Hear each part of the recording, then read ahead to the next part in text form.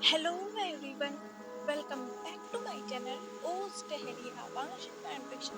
अगर आप लोगों को मेरी नॉवेल्स पसंद आती है तो प्लीज मेरे चैनल को लाइक, शेयर एंड सब्सक्राइब कर दीजिएगा और कमेंट करके बताइएगा कि आप लोगों को ये नॉवेल कैसी लगी। चलिए अपनी नॉवेल को शुरू करते हैं, जिसका नाम है द ड्रैगन्स मीट। पिछले पार्ट में हमने देखा था कि किंग लैन वांग जी को पता चल गया था कि विंग के मदर ने ही किंग लैन वांग जी को वो मैसेज पहुंचाया था कि विंग कहाँ है। अब आगे गुसु गुसु ने आज हमेशा की तरह बर्फ नहीं पड़ रही, पर उन बर्फ ने गुसु को पूरी तरीके से ढका हुआ है। पारा माइनस में है और सूरज धीरे धीरे उग रहा है, क्योंकि सुबह जो हो चुकी है। माना कि पारा माइनस में है और कपा देने वाले ठंडे पर उस कमरे में बिल्कुल भी ठंड नहीं है। उस कमरे में तो गर्माहट है और उस बड़े से कमरे के उस बड़े से बेड पर दो शख्स एक दूसरे के बाहों में सोए हुए हैं, पर उन दोनों शख्स में से एक शख्स की आंखें धीरे धीरे खुल रही है और उस शख्स ने अपनी आंखें खोली और सामने उस सीलिंग को देखा, पर उसके चेहरे पर कुछ बाल आ रहे थे, जिन बालों को उसने साइड किया और फिर उसने अपनी नजरें बाहर की तरफ की, जहां से सूरज को वो देख सकता था धीरे धीरे उगते हुए। वो उठने लगा, पर उसे अपने ऊपर एक भार महसूस हुआ। जिस भार को फील कर उसने अपने ऊपर देखा तो विंग किंग लैन वांग जी को टाइटली पकड़कर सोया हुआ था। उसके हाथों ने अभी भी किंग लैन वांग जी के उन कॉलर्स को पकड़ा हुआ था। विंग की वो पकड़ किंग लैन वांग जी के रोप्स पर इतनी टाइट थी कि उन रोप्स पर सिकुड़न तक आ चुकी थी। जब किंग लैन वांग जी ने विंग को अपने ऊपर सोए हुए देखा तो किंग लैन वांग जी शॉक हो गए थे और वो शॉकिंगली विंग को बस देखे जा रहे थे। उनकी हिम्मत नहीं हो रही थी कि वो विंग को उठा सके या अपने ऊपर से हटा भी सके। किंग लैन वांग जी विंग के उन ब्यूटीफुल फेरोमोन्स को इनहेल कर सकते थे जो रोज और लेवेंडर के थे। वो बहुत खूबसूरत थे, जो किंग लैन वांग जी को पागल बना रहे थे। किंग लैन वांग जी ने विंग से कहा, विंग। किंग लैन वांग जी के मुंह से आवाज तक नहीं निकल रही थी, क्योंकि विंग उनके इतने इतने ज्यादा करीब जो था। विंग के वो खूबसूरत से चेहरे को देख सकते थे, जो चेहरा विंग के बालों से ही आधे ढके हुए थे। किंग लैन वांग जी ने अपने हाथ को, अपने कांपते हुए हाथ को विंग की तरफ बढ़ाया और उन्होंने विंग के बालों को उसके चेहरे से हटाया। तो उन्होंने विंग का वो खूबसूरत सा चेहरा देखा, जो चेहरा देखकर ही किंग लैन वांग जी का दिल जैसे बैठ सा गया था। वो चेहरा था ही इतना खूबसूरत देखने में कि किंग लैन वांग जी की जैसे सांसें ही रुक गई और विंग उनके इतने करीब था कि वो कुछ कर ही नहीं पा रहे थे। किंग लैन वांग जी की बहुत सारी ख्वाहिशें थी, बहुत सारे डिजायर्स थे। जिन ख्वाहिशों में से एक ख्वाहिश किंग लैन वांग जी की ये भी थी कि जब भी वो सोकर उठे ना, तो विंग ऐसे ही उनके बाहों में उन्हें लिपटा हुआ मिले, उन्हें वो टाइट पकड़ के रखे और किंग लैन वांग जी उसे अपने बाहों में बस जकड़ ले। पर आज ऐसा ही कुछ था, शायद इसी वजह से किंग लैन वांग जी शायद खुद को संभाल नहीं पा रहे थे। उन्हें बहुत अच्छा लग रहा था अपने ओमेगा को इतने करीब देखकर। जितना ही वो शौक थे उतना ही खुश भी थे। किंग लैन वांग जी विंग के उन फेरोमोन्स को तो इनहेल कर ही सकते थे, पर वो उन फेरोमोन्स को और भी ज़्यादा करीब से इनहेल करना चाहते थे, महसूस करना चाहते थे। इसीलिए वो शायद विंग की तरफ अनकॉन्शियसली ही झुक गए और वो उसके फेरोमोन्स को धीरे धीरे इनहेल करने लगे। जैसे जैसे किंग लैन वांग जी विंग के फेरोमोन्स को इनहेल कर रहे थे, जैसे किंग लैन वांग जी को ऐसा लग रहा था जैसे उन्हें नशा हो रहा था। उनकी आंखें धीरे धीरे बंद हो रही थी और किंग लैन वांग जी ने अपने हाथों को विंग की तरफ बढ़ाया और उन्होंने विंग के कॉलर के पास से उसके रूप्स को साइड किया। तो उन्होंने देखा उन धुंधली आंखों से विंग के उस अल्फा बर्थ माँ को, जो उन्हीं का था। ये सबूत था कि वो विंग के मेट है विंग, बस उनका है। ये देखकर किंग लैन वांग जी और भी ज़्यादा खुश हो गए थे और वो उस मार्क पर अपना हाथ फहराने लगे। उन्हें पता ही नहीं चला कि उनके हाथ विंग के शोल्डर पर उसके मार्क पे टच करते करते कब उनके लिप्स ने विंग के उस मार्क पर किस कर लिया, उन्हें पता भी नहीं चला। और उन्होंने विंग फ्लिप कर दिया और वो उसके ऊपर आ गए और वो विंग के फेरोमोन्स को इनहेल करने लगे, उसके नेक को किस करते हुए। मुझे काबू करना बंद करो, मैंने तुमसे कहा था, तुमने वादा किया था।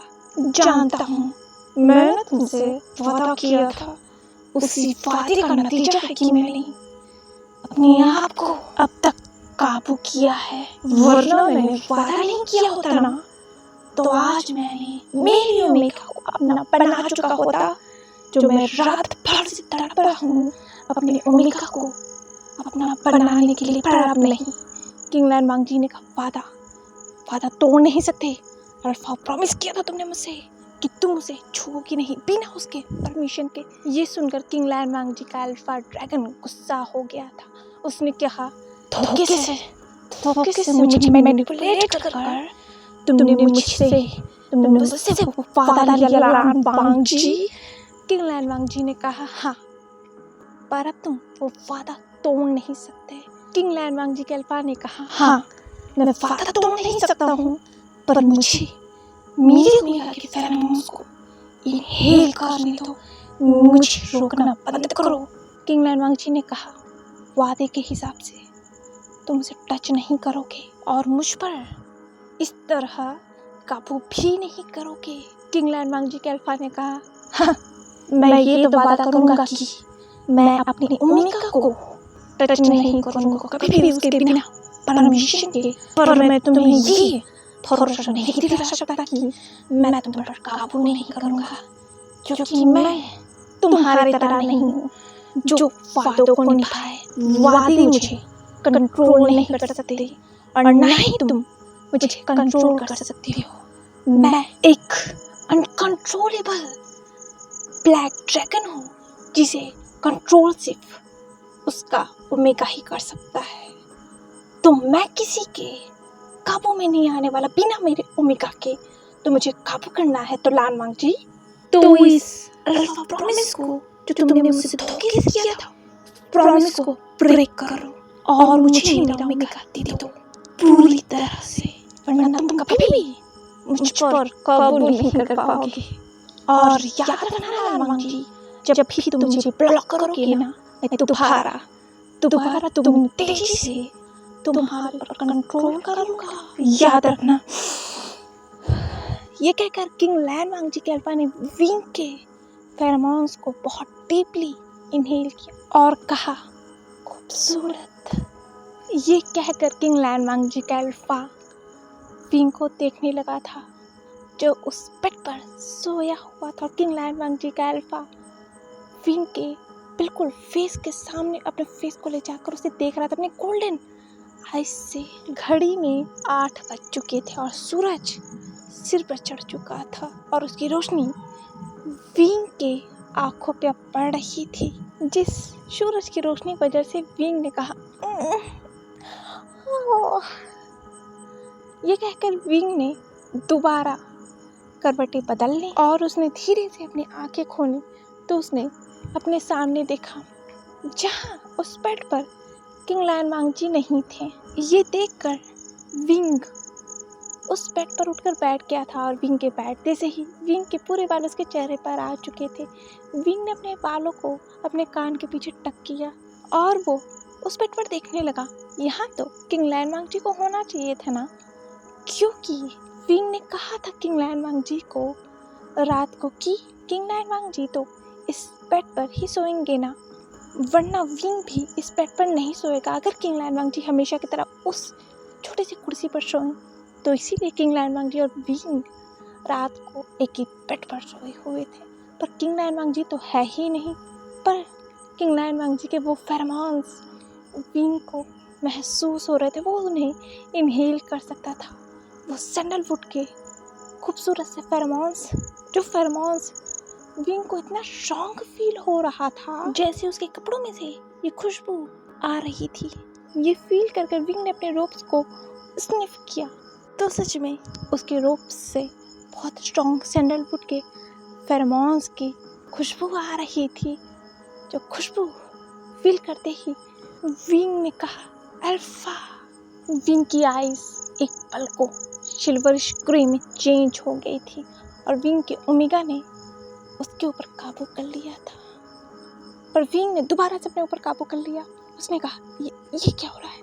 क्या क्या मेरा ओमेगा मेरे ऊपर कंट्रोल करना चाहता है? पर क्यों? विंग का ओमेगा किंग लैन वांगजी की क्रेविंग कर रहा था क्योंकि वो महसूस कर सकता था कि किंग लैन वांगजी उसके बहुत करीब थे और वो उन्हें चाहता था। पर शायद ये विंग को समझ में नहीं आ रहा था। विंग को तो ऐसा लग रहा था कि किंग लैन वांगजी उसके बगल में सोए होते, इसीलिए शायद उसके ऊपर से किंग लैन वांगजी की ये फेरोमोन्स उसके ऊपर से आ रही थी। पर विंग को नहीं पता था ना कि किंग लैन वांगजी को वो हक कर कर सोया हुआ था, वो भी उन्हीं के ऊपर। विंग सोच ही रहा था कि उसे दरवाजे की नॉक की आवाज सुनाई दी। विंग ने कहा हाँ कौन है? उस कमरे के बाहर से ही मेमिया ने कहा महारानी क्या आप जाग गए? विंग ने कहा हाँ मैं जाग गया हूँ। मेमिया ने कहा महारानी क्या मैं अंदर आ सकती हूँ? विंग ने कहा हाँ। मेमिया ने अंदर आते हुए कहा महारानी। उसने विंग को 90 डिग्री पोक किया। मेमिया ने कहा महारानी 8 बज रहे हैं घड़ी में, आपको मॉर्निंग कोर्ट में जाना चाहिए, महाराज वहीं आएंगे, सभा होने वाली है। विंग ने कहा मॉर्निंग कोर्ट? दूसरी तरफ किंग लैन वांगजी मॉर्निंग कोर्ट में थे और उन्होंने अपने ब्लैक रोब्स को पहन रखा था जिन रोब्स पे गोल्ड से कढ़ाई की गई थी जो बहुत खूबसूरत थी। उनके सिर पर वो खूबसूरत सा ताज चमक रहा था और किंग लैन वांगजी का फेस बिल्कुल गोल्ड था हमेशा की तरह। उनके चेहरे के ऊपर वो मुस्कुराहट नहीं थी जो मुस्कुराहट उनके ओमेगा को देखते से ही न जाने कब उनके चेहरे पे आ जाती है। अभी तो उनका चेहरा बिल्कुल सपाट था और वो अपने सामने खड़े हुए उस क्लैन लीडर को देख रहे थे जो उनसे कुछ कह रहा था। उसने कहा महाराज को 90 डिग्री बो करते हुए महाराज जैसा कि आपने कहा था कि स्कूल को बंद कर दिया जाए और बच्चों का ख्याल रखा जाए, किंग लैन वांगजी ने कहा सारे बच्चे इस वक्त कहाँ हैं? उस क्लैन लीडर ने कहा महाराज इस वक्त सभी बच्चे अपने अपने क्लैंस में हैं, उन बच्चों को अपने अपने क्लैंस में भेज दिया गया है महाराज। पर मुझे पूछना था। जैसे ही उस मिनिस्टर ने ये कहा एक अनाउंसमेंट हुई कि महारानी आ रही हैं। ये सुनते ही सभी मिनिस्टर अपने अपनी जगह पर खड़े हो गए और वो उस दरवाजे की तरफ देखने लगे जहाँ से महारानी अंदर आ रही थी उन क्लाउड वाइट रोप्स में, जिन रोप्स के ऊपर गोल्ड और सिल्वर से कढ़ाई की गई थी जो काफ़ी खूबसूरत लग रहा था। महारानी को अंदर आते हुए सभी देख सकते थे और महाराज भी देख सकते थे महारानी के उस खूबसूरत से चेहरे के ऊपर, जिस चेहरे के ऊपर छोटी सी मुस्कुराहट थी। और विंग महाराज को ही देख रहा था। महाराज अपनी जगह से खड़े हो गए थे। महाराज को तो खड़ा होना ही था क्योंकि महारानी जो आ रही थी। विंग अंदर आया और वो चलता हुआ महाराज के पास गया और उसने महाराज को पो किया। किंग लैन वांगजी ने भी विंग को पो किया। किंग लैन वांगजी ने फिर अपने सॉफ्ट वॉइस में उस थ्रोन की तरफ हाथ करते हुए कहा महारानी। ये देखकर विंग क्वीन के थ्रोन पर बैठ गया था। विंग के बैठते ही उस थ्रोन पर किंग लैन वांगजी भी अपने थ्रोन पर बैठ चुके थे और फिर उन्होंने सभी मिनिस्टर्स को देखकर नोट किया और सभी मिनिस्टर किंग को बैठते हुए देखकर वो भी अपने अपने कुर्सी पर बैठ चुके थे और वो सभा दोबारा शुरू हो चुकी थी। उस मिनिस्टर ने कहा महाराज मैं पूछना चाहता था कि स्कूल को शुरू कब किया जाए। किंग लैन वांगजी ने इस बात को सुना और उन्होंने अपनी सीरियस वॉइस में कहा अभी नहीं, जब तक ये मुसीबत खत्म नहीं हो जाती तब तक नहीं, क्योंकि हम बच्चों की सेफ्टी को लेकर कोई रिस्क नहीं ले सकते। वैसे ही काफ़ी लोग मारे जा चुके हैं, अब बच्चे नहीं और बच्चे ही हमारा फ्यूचर है। तो तब तक स्कूल बंद रहेगा जब तक अपराधी पकड़े नहीं जाते। विंग को समझ में नहीं आ रहा था कि बच्चे कौन से स्कूल की बात हो रही है, क्योंकि विंग इस बारे में नहीं जानता था। इसलिए उसने अपने पीछे खड़ी हुई रॉयल गार्ड वेंचिंग को देखा। रॉयल गार्ड वेंचिंग समझ गई थी कि महारानी का क्या सवाल है। रॉयल गार्ड वेंचिंग कुछ कदम आगे चल कर आई। उन्होंने कहा, महारानी, ये कैरोल्स हाई की बात हो रही है। विंग ने कहा, कैरोल्स हाई, ये क्या है? वेंचिंग ने कहा धीरे से, महारानी, ये एक स्कूल है जो नीए क्लैन में है। ये जो सामने क्लैन लीडर है ना, जो महाराज से बातें कर रहे हैं, वो नीए क्लैन के क्लैन लीडर हैं, जो महाराज के royal guard, personal royal guard नीमिंजे के फादर हैं। विंग ने कहा, क्या? तो मिस्टर नीए प्रिंस हैं नीए क्लैन के, तो वो यहाँ क्यों है? महाराज के वो रॉयल गार्ड क्यों है? वेंचिंग ने कहा, वो उनकी चॉइस थी, हाँ, पर वो प्रिंस हैं। वो शायद महाराज की सेवा करना चाहते थे, इसी वजह से वो महाराज की रॉयल गार्ड है। वैसे भी ये बहुत बड़ा ओहदा है महारानी, महाराज का रॉयल पर्सनल गार्ड, जैसे मैं आपकी रॉयल पर्सनल गार्ड हूँ। ये बहुत बड़ा ओहदा है, जितना आप समझ रही है ना, उससे बड़ी ओहदा है। सभी मिनिस्टर से बड़ा ओहदा है महाराज का रॉयल पर्सनल गार्ड। विंग ये सुनकर शॉक, उसे नहीं पता था। वो आज तक कभी शाही मामलों में या अंपायर के मामलों में उसने कभी इंटरेस्ट लिया ही नहीं था, और उसे कैरोल्स हाई के बारे में बिल्कुल भी नहीं पता था। वेंचिंग ने कहा, महारानी, ये एक ऐसा स्कूल है जहाँ सभी ड्रैगन्स पढ़ते हैं। मतलब ड्रैगन्स को बताया जाता है कि वो किस तरह अपने ड्रैगन्स पर कंट्रोल कर सकते हैं, वो किस तरह अपनी तलवार पर, अपने शॉट पर फ्लाई कर सकते हैं, वो किस तरह अपने ड्रैगन से बात कर सकते हैं। विंग ये सुनकर मिसमराइज हो गया। उसे बहुत इंटरेस्टिंग लगा कैरोल्स हाई के बारे में जानकर। विंग के लिए ये बहुत नया था। विंग ने कहा, कि सच में ऐसा स्कूल है? वेंचिंग ने कहा, जी महारानी, है, और बहुत खूबसूरत स्कूल है। विंग को कैरोल्स हाई के बारे में इतना ज़्यादा इंटरेस्टिंग लगा था कि वो उस मॉर्निंग कोर्ट के ख़त्म होने के बाद भी वेंचिंग से बातें किए जा रहा था उसी कैरोल्स हाई स्कूल के बारे में। विंग, वेंचिंग, मैम्या, लुलू, लिलिंग इस वक्त महल के पीछे उस वाटरफॉल के पास बैठे हुए थे, और विंग के पास खड़ी हुई थी वेंचिंग, और वो उससे बातें कर रही थी, या कहो वो विंग के पूछे गए सवालों का जवाब दे रही थी। विंग ने कहा, अच्छा ऐसा है क्या? तो क्या तुमने भी कैरोल्स हाई में पढ़ाई की है? वेंचिंग ने कहा, हाँ महारानी, मैंने पढ़ाई की है, तभी तो मैं महाराज की रॉयल पर्सनल गार्ड हूँ। विंग ने कहा, क्या? अच्छा ऐसा है क्या? तो पढ़ाई करने के बाद महाराज की रॉयल पर्सनल गार्ड बन जाते हैं? वेंचिंग ने इस बात पर मुस्कुरा दिया। फिर उसने जल्दी से अपना फेस स्टिफ कर लिया। उसने कहा, नहीं महारानी, इसके लिए कई सारे एग्ज़ाम्स होते हैं। रॉयल पर्सनल गार्ड बनने के लिए, महाराज का गार्ड बनने के लिए बहुत सारे एग्ज़ाम्स होते हैं। वो तो सिर्फ बच्चों को पढ़ाया जाता है कि वो किस तरह बच्चे अपने ऊपर ड्रैगन्स के ऊपर कंट्रोल कर सकते हैं वगैरह।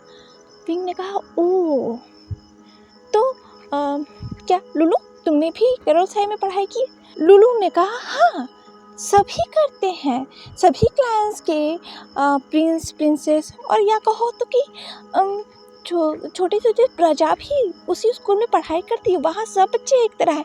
पर महारानी, मैं आपको बताऊँ, वो स्कूल बहुत स्ट्रिक्ट है। उस स्कूल के जो नियम से पता है आपको किसने लिखा है वो? विंग ने कहा, नहीं। लुलू ने कहा, मैं क्या बताऊँ महारानी? ये कहते हुए लुलू और भी ज़्यादा खिसक कर विंग के पास चली गई थी। विंग जो एक बड़े से पत्थर के ऊपर बैठा हुआ था, और विंग को घेर कर लुलू, मैम्या, वेंचिंग और लिलिंग बैठी हुई थी उस पत्थर के नीचे, और वेंचिंग विंग से कुछ दूरी बनाकर खड़ी हुई थी, क्योंकि वो अपनी हद जानती है। लुलू ने कहा, महारानी, मैं आपको बताऊँ, क्या है ना, उस स्कूल के नियम को मास्टर कुरैन ने लिखा है।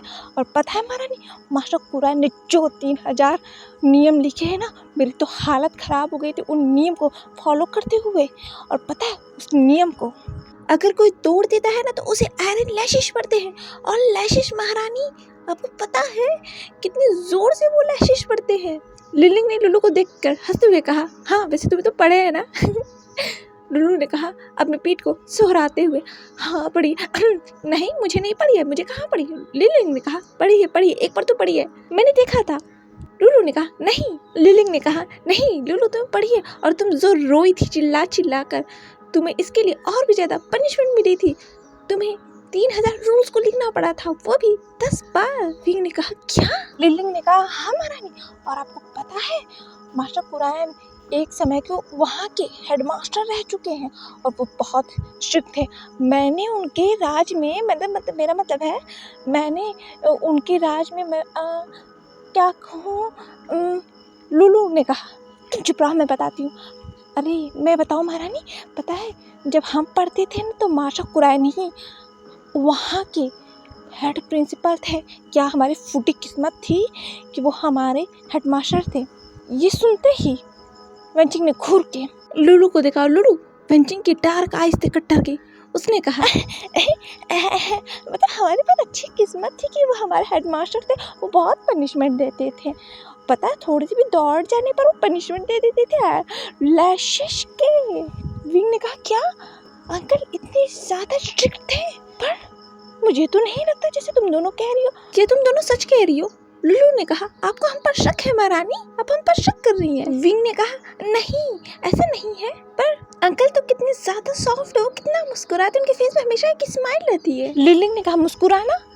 महारानी मुस्कुराना तो मार्शल लैंड की डिक्शनरी में था ही नहीं। वो पता नहीं क्यों आपके सामने इतने अच्छे बनते, पर वो है नहीं, वो बहुत स्ट्रिक्ट है। वो पता नहीं वो ना आपसे बहुत सीधे बनते हैं। मुझे लगता है ना आप उनकी फुरैन हो इसलिए, या तो महारानी हो इसलिए वो आपको पनिश नहीं कर सकते, वरना तो वो अपनी आँखों से ही सबको मार डालते हैं, ऐसा लगता है। विंग ने कहा वो अंकल इतने ज़्यादा स्ट्रिक्ट है, मुझे तो पता ही नहीं था। लुलू ने कहा हाँ महारानी। तभी एक आवाज़ आई। विंग ने इस आवाज़ को सुना, उसने पीछे देखा। लुलू लिलिंग मैंने भी पीछे देखा। पीछे दिखते ही लुलू की तरह से जान हलक को आ गई थी, क्योंकि उसने किंग को देखा, उनकी उन गोल्डन आइज को देखा। किंग के आइज को ही देखकर लुलू डर गई थी, वो कांपने लगी थी, क्योंकि वो किंग लैन वांगजी के सामने ही उनके ही अंकल की बुराई जो कर रही, और वो पकड़ी गई। किंग लैन वांगजी को देखकर मैं लुलू और लिलिंग खड़ी हो गई। उन्होंने कहा महाराज माफ कर दीजिएगा, हमारा ये इंटेंशन नहीं था। तो महारानी को गर्ल्स हाई के बारे में बता रहे थे, हमारे प्रसिद्ध स्कूल के बारे में बस बता रहे थे और कुछ भी नहीं। हम कोई बुराई नहीं कर रहे थे, हम बस बता रहे थे, महारानी को पता नहीं था ना। किंग लैन वांगजी ने कहा ये सुनते ही लुलू लिलिंग मैं वहाँ से भाग गई थी, वो भी दौड़ते हुए। निमी ने कहा पीछे देखते हुए लुलू लिलिंग और मैम्या को देखकर, लेफ्ट लाइन में दौड़ना मना है। ये सुनकर लुलू लिलिंग और मैम्या अपनी जगह पर खड़ी हो गई और उन्होंने पीछे मुड़ के देखा। मैम्या ने कहा सॉरी माफ़ कर दीजिएगा। निमी ने घूर कर उन तीनों को देखा। महाराज की पीठ पीछे महाराज के परिवार वालों की बुराई कर रही हो तुम तीनों, इसके लिए सजा मिल सकती है तुम तीनों को। उन्होंने कहा आंखों ही आंखों में माफ़ कर देना, हम तो बस गलती से मुंह से निकल गया। फिर उन्हें याद है किसी की पीठ के पीछे भी बुराई करना ये लैंड के रूल्स के खिलाफ है। उन्होंने कहा मन में ही ओ शिट हमने इतनी बड़ी गलती कर दी, महाराज हमें छोड़ेंगे नहीं। ये सोचते ही उन्होंने नीमिंजे को अपना मुंह बनाकर देखा, बहुत इनोसेंटली, कि नीमिंजे उन्हें पनिशमेंट ना दे, उन्हें बचा ले। नीमिंजे ने उन तीनों को देखा मुंह बनाते हुए। उन्होंने अपनी स्टिफ फेस के साथ कहा गेट आउट, और वो तीनों वहाँ से भाग गई थी, कहीं उन्हें पनिशमेंट ना मिल जाए महाराज के मूड चेंज होने पर। अब उस वाटरफॉल के पास बस किंग लैन वांगजी और विंग थे। वो पूरी जगह ही अब खाली थी, वहाँ कोई भी नहीं था बस उन दोनों के अलावा। वेंचिंग और नीमिंजे बहुत दूर किंग लैन वांगजी और विंग से खड़े हो चुके थे, क्योंकि उन्हें प्राइवेसी जो देनी थी किंग लैन वांगजी और क्वीन को। किंग लैन वांगजी ने अपने दोनों हाथों को अपने पीछे बांधा हुआ था और वो धीरे धीरे चलकर विंग की तरफ बढ़े। उन्होंने कहा तो तुम्हें कैरोल्स हाई के बारे में जानना था? विंग ने कहा हाँ मुझे जानना था। किंग लैन वांगजी ने कहा तो तुम्हें पसंद आया हमारा स्कूल? विंग ने कहा हाँ ये बहुत इंटरेस्टिंग साउंड करता है। किंग लैन वांगजी ने विंग के पास खड़े होते हुए कहा तो तुम कभी कैरोल्स हाई नहीं गए ना? विंग ने कहा नहीं, पर आपको कैसे पता? किंग लैन वांगजी ने कहा तुम्हें उसका आंसर पहले से पता है विंग? ये कहकर किंग लैन वांग जी के फेस पर एक छोटी सी स्माइल आ गई। विंग ने हंसते हुए कहा, हाँ मैं जानता हूँ, आपने उन झलकियों में देखा, आपने क्या क्या देखा है? किंग लैन वांग जी ने कहा, सब कुछ। विंग ने कहा, सब कुछ सबका क्या मतलब है? आप हर बार कहते हो आपने सब कुछ देखा है और आप हर बार ही मुझे शॉक कर देते हो। विंग ने कहा, हाँ पर आपने सही कहा, मैं करोल साइड नहीं गया, मैंने अपनी पूरी पढ़ाई अपने क्लैन में की है। किंग लैन वांग जी ने कहा, पर क्यों? विंग ने कहा, क्या ये आपको नहीं पता? किंग लैन वांग जी ने कहा, नहीं। तो तुम मुझे ये बता दो। मुझे नहीं पता तो? विंग ने कहा, क्योंकि मॉम डैड मुझसे बहुत सारा प्यार करते थे और इसीलिए वो मुझे खुद से दूर जाने नहीं देते थे और मैं बहुत ज़्यादा नॉटी भी था, शायद इसलिए। ये कहकर विंग ने एक बड़ी सी स्माइल की। किंग लैन वांग जी ने कहा, हाँ मुझे पता है तुम बहुत शरारती थी विंग, पर अब नहीं, और तुम अपने क्लैन में घूमते भी रहते थे। विंग ने कहा, हाँ ये बात तो सही है मॉम, मुझे हमेशा ढूंढती ही रहती थी पूरे क्लैन में। किंग लैन वांग जी ने कहा, और तुम अब यहाँ कैद हो गए हो? ये सुनकर विंग की हंसी रुक गई। विंग ने कहा, ऐसा नहीं है। किंग लैन वांग जी ने कहा, ऐसा ही है विंग, मैंने तुम्हें कैद कर लिया ना, तुम एक फ्री बर्ड थे। विंग ने किंग लैन वांग जी की तरफ बढ़ते हुए कहा, ऐसा नहीं है। अब किंग लैन वांग जी के सवालों के जवाब ही विंग के पास नहीं थे, क्योंकि ये बात तो सच थी ना, विंग एक फ्री बर्ड था। वो हमेशा ही अपने क्लैन में एक फ्री बर्ड की तरह घूमता रहता था और अपने क्लैन के लोगों से मिलता रहता था, जो उससे बहुत प्यार भी करते थे, और वो अपने फ्रेंड्स के साथ, जो उसके मेट्स थे, वो उनके साथ हमेशा हंसता रहता था, शरारती करता था और पूरे पैलेस के नाक में दम कर रखा था। पर अब तो कुछ भी नहीं बचा, सभी मारे जो गए। पर अब यहाँ तो विंग कैद ही हो गया है ना, इसी वजह से शायद विंग के पास शब्द नहीं थे। विंग ये सोच ही रहा था कि किंग लैन वांग जी की एक आवाज आई, चलो चलते हैं। ये सुनकर विंग ने अपनी नजर उठाई और किंग लैन वांग जी की तरफ देखा और कहा, हाँ पर कहाँ? किंग लैन वांग जी ने कहा, लैन क्लैन तुमने अभी देखा नहीं ना विंग? ये सुनकर विंग के फेस के ऊपर एक बड़ी सी स्माइल आ गई और विंग और किंग लैन वांग जी निकल चुके थे लैन क्लैन को देखने के लिए। किंग लैन वांग जी और विंग ने पूरा लैन क्लैन घूमा था। उस दिन वो पल बहुत खूबसूरत थे, जिन पलों को उन्होंने एक साथ जिया था। विंग ने जिद किया कि उसे सेरेटॉन भी घूमना है, क्योंकि उसने सेरेटॉन के बारे में बहुत सारा सुना है। किंग लैन वांग जी अपने क्वीन के आगे हार गए थे और वो उस बड़े से दीवार के पार गए सेरेटॉन में, जो उस बड़े से दीवार के पार था। किंग लैन वांग जी और विंग सेरेटॉन में घूम रहे थे। वहाँ जो भी किंग लैन वांग जी और विंग को देख रहे थे, उन सभी ने अपने सिर को नीचे कर लिया था किंग और क्वीन को देखकर, क्योंकि पहली बार क्वीन सेरेटॉन जो आई थी, विंग और किंग लैन वांग जी के साथ में जे लुलु, लिलिंग, मेम्या और वेंचिंग थी और सोंगलैन भी थे, जो उन्हें प्रोटेक्ट कर रहे थे, और भारी सेना भी थी साथ ही, क्योंकि वो सब रिस्क नहीं ले सकते महारानी की सेफ्टी को लेकर और महाराज की सेफ्टी को लेकर। विंग ने पहली बार सेरेटॉन को देखा था और उसकी आंखें चारों तरफ घूम रही थी, उसकी आंखें जैसे चमक रही थी सेरेटॉन को देखकर, क्योंकि और वो बहुत खुश था। विंग और किंग लैन वांग जी एक स्टॉल के पास से गुजर रहे थे, तो विंग ने कुछ देखा और वो रुक गया। उसने कहा, ये क्या है? किंग लैन वांग जी ने उसे देखा।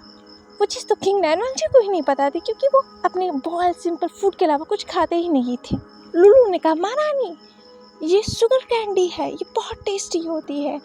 विंग ने कहा, सच में? लुलु ने कहा, हाँ महारानी बिल्कुल। विंग ने उस शुगर कैंडी को देखा जो देखने में बहुत टेस्टी था। विंग की आंखें चमक गई थी उसे देखकर, क्योंकि उसने ऐसा कुछ तो नहीं खाया था चियांग क्लैन में, क्योंकि ये कैंडी बस सेरेटाउन में ही मिलती है, तो विंग कैसे खा सकता था इसे? विंग ने शुगर कैंडी की तरफ देखा और फिर किंग लैन वांग जी की तरफ देखा। किंग लैन वांग जी ने कहा, विंग क्या तुम्हें ये खाना है? विंग ने कहा, और अपने सिर को हिलाकर। विंग उस वक्त बहुत क्यूट लग रहा था किंग लैन वांग जी को। किंग लैन वांग जी ने कहा, तो ठीक है। वेंचिंग ने उस शुगर कैंडी को उठा लिया और कहा, इसकी प्राइस क्या है? उस शॉपकीपर ने कहा, अरे मैं पागल हो गया हूँ जो मैं आप लोगों से पैसे लूँगा? नहीं बिल्कुल, ये तो बिल्कुल फ्री है। किंग लैन वांग जी ने कहा, उसके पैसों से दे देना। ये सुनकर निमिजे ने कहा, जी महाराज। वेंचिंग ने उस शुगर कैंडी को उठाया था और उसने उसे पहले टेस्ट किया और कहा, महाराज इसमें कुछ भी नहीं है, ये सेफ है। किंग लैन वांग जी ने कहा, ये सुनते ही वेंचिंग ने विंग की तरफ उस कैंडी को बढ़ा दिया था, पर किंग लैनवांग जी ने बीच रास्ते में उस कैंडी को ले लिया और उसमें से उन्होंने एक बाइट किया। विंग ने मुंह फुला लिया। किंग लैनवांग जी हमेशा हमेशा ही ये करते हैं। जब भी विंग कोई भी चीज़ खाने वाला रहता है तो पहले वेंचिंग उसे टेस्ट करती है, तो ये तो विंग को समझ में आता है, पर किंग लैनवांग जी उसे दोबारा क्यों टेस्ट करते हैं? अब भाई क्वीन को क्या पता कि किंग लैनवांग जी उनसे इतना प्यार करते हैं कि वो खुद के जान का रिस्क तो ले सकते हैं, पर अपने क्वीन के नहीं, क्योंकि किंग का प्यार क्वीन के लिए बढ़ते बढ़ते इतना बढ़ गया है ना कि वो खुद की जान भी दे सकते हैं क्वीन के लिए। इसीलिए वो शायद क्वीन को मुस्कुराते हुए देख रहे थे जो उनकी क्वीन उस कैंडी को खा रही थी। विंग ने उस कैंडी को बैठ के और कहा, वाह ये तो बहुत टेस्टी है। हमारे जियांग क्लैन में भी शुगर कैंडीज होते हैं, पर इस तरह से नहीं होते हैं, इसका टेस्ट बिल्कुल डिफरेंट है। किंग लैनवांग जी ने नोट किया और कहा, सच में? विंग ने कहा, हाँ टेस्ट करिए। ये कहकर विंग ने अपने जूठा ही किंग लैनवांग जी की तरफ बढ़ा दिया था और किंग लैनवांग जी ने उसे टेस्ट किया। ये देखकर वेंचिंग, मेम्या, निमिंजे, लिलिंग के तो कान रेड हो गए थे, पूरा फेस रेड हो गया था। ये कुछ ज़्यादा हो गया था उन लोगों के लिए। और उस शॉपकीपर ने भी महाराज को खिलाते हुए उस कैंडी को देखा तो वो शॉपकीपर अलग ही शर्माई जा रहा था। उसे बहुत खुशी हो रही थी कि महारानी को इतना ज़्यादा उसका शुगर कैंडी बनाया हुआ पसंद आया कि वो महाराज को भी खिला रही और महाराज खा भी रहे हैं। सभी जानते हैं महाराज ये सब उल-झुल चीज़ें तो नहीं खाते, वो बस अपना बॉइल्ड फूड खाते हैं। विंग ने उस शुगर कैंडी को किंग लैनवांग जी को बिल्कुल नॉर्मली खिलाया था, पर ये सिचुएशन रोमांटिक हो गया था। इसलिए उन चारों ने जैसे ही ये देखा, उन चारों ने ही अपनी गर्दन नीचे कर ली थी। वो ये देख नहीं सकते, पर लुलू वो हंसते हुए देख रही थी। उसने अपने चेहरे के ऊपर अपने दोनों हाथों को रख लिया और कहा, हाउ रोमांटिक। वो अपनी पत्ती सी दिखाकर हंस रही थी किंग लैनवांग जी और क्वीन को एक साथ देखकर। जब मेम्या ने देखा कि लुलू ने अपने सिर को नीचे नहीं किया और वो किंग लैनवांग जी को और क्वीन को ऐसे देख ही जा रही है घूर घूर कर, तो मेम्या ने लुलू के सिर पर अपने हाथ को रखा और जोर से नीचे करते हुए कहा, शर्म नहीं आती? किंग और क्वीन को एक साथ देखकर लुलू ने कहा, रे ऐसा क्या मैंने देख लिया, वो बस कैंडी ही खिला रहे थे, देखो कितना क्यूट लग रहे हैं वो दोनों। मैंने कहा लुलू ने कहा, क्या? यहाँ किंग लैनवांग जी भी विंग को मुस्कुराते हुए देख रहे थे। उनका फेस भी पूरा रेड हो गया था, उनके ईयर्स रेड हो गए थे, पर शायद देख तो कोई और भी रहा था। किंग लैनवांग जी और विंग को दूर खड़े होकर उस भीड़ में से वो डेवीना थी। डेवीना ने अपने सिर के ऊपर से उस चोगे को हटाते हुए कहा, खेल का मजा तब आता है जब हमें पता हो कि जो पर्सन अभी तक हंस रहा है बाद में वही पर्सन खून के आंसू रोने वाला है।